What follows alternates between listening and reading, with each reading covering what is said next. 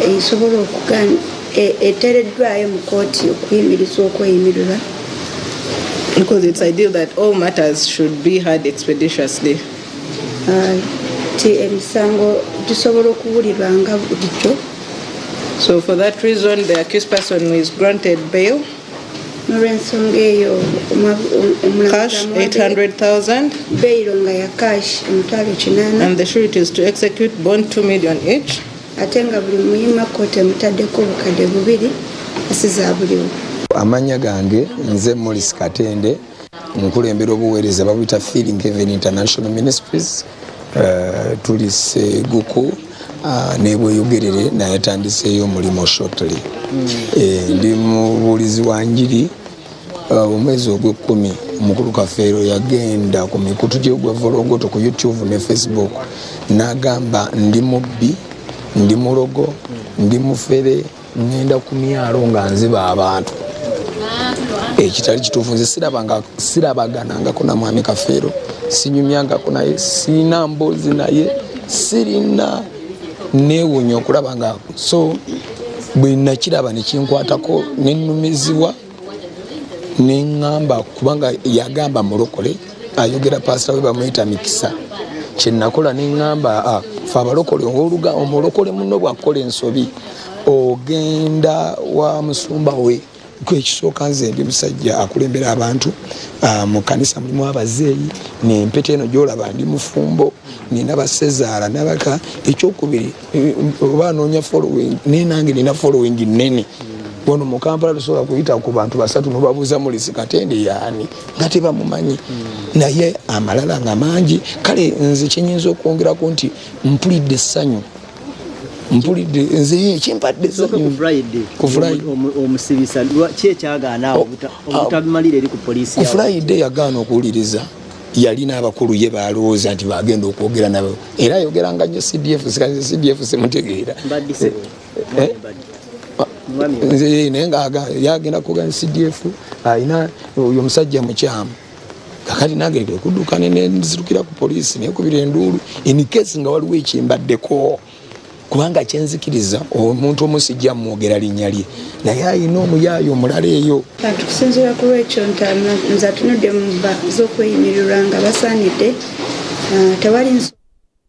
kaakati bwetyo ensonga bwe yabadde Evangelist Morris Katende ekisooka mbadde nsaba tusooke twebuulirire teri akozesa Dr. Tikulwanisa ako kafu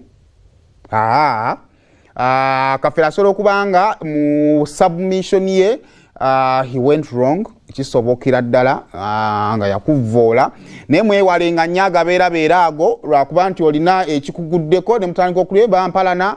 simanya banwanisa Katende nga bakulwanisa ku ddiiru ki ekyo tekiriiyo saagala ate tutandike kulimbalimba bantu teri akulwanyisa then okude eri Dr. T naawo kati ag'omunkuba agaliwo nga wabitegeera ebiseera bisinga bw'ofuna obuzibu okuba ku busimu kakati kirabika oluvannyuma lw'okuba ku busimu Dr. T asuubizibwa okubanga bikijja kuggwa kubanga actually omusango ogusibisizza Dr. T okumalayo weekend yonna mu kooti mukomera story si musango gwa mwami ono wabula kubanga yali ajeemedde ebiragiro bya kooti yamusamoninga n'atakola ki n'atagendayo so si musango guno ogwa computer misuse omusajja ono mwami ono gwe yateeka omubuulizi w'enjiri si gwe gwamugira so kibe kyakuyiga naddala abantu nga mulinayo ku connections eyo ng'olina abakulu b'omanyi ng'omanyi gwamanyi you need to be sure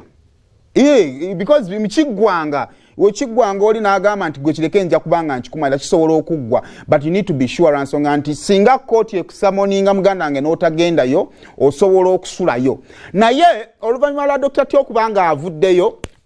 posti ye yasookedde ddala yabadde ya kiwaatule and to me ng'omuntu abaddeko mweno industry nenda ku bantu abamu ate nga mmanyi ne relationship eriwo I believe Big Size ayina muka contribution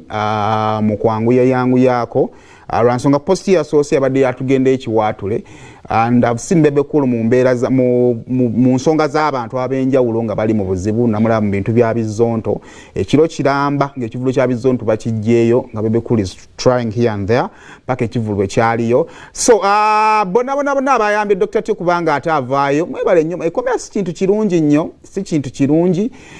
so ate ndoza n'abantu nga ffe ababeera nga tuli mu kwogera nga owa opinion because we are not going to stop giving opinions ensi etaliimu birowoozo tegenda kukula tesobola kuva weeri era gwalowooza nti kakati sikyasobola kwogera lwa nsonga nti bajja kunkuba computer misuse kifu lwa nsonga nti ensi etaliiko birowoozo eyo tesobola kugenda mu maaso and the fact that nti ab'amawulire ffe tugenda netukola research ffe tulina experience y'ebintu ebyenjawulo tetusobola kusirika lwakubanga nti nze ndi w'amawulire nina kubeerawo beezi mumwa gufulumya mawulire kiki kyengalowoozaako tulina okustreamlininga society eno kubanga abantu bakeera kulaba ffe abantu ab'enjawulo so nze ndowooza tetusobola kustopinga kwogera naye facts zirina okubeerawo wembanga nkuyisa omufere kiki ekifuula omuntu omufere so when take facts z'obufere awo then tujja genda mu kooti ejustifying ddala bye naleeta bifuula omuntu omufere oba nedda so facts zirina okubeerawo ndabe ku kavidiyo ka Uncle Rasa ng'aleese ekyuma ekipya maybe 23 ssaawa yakunywezaamu ssaawa yakumyumiramu ssaawa yakwongeramu nakavidiyo kendabye nga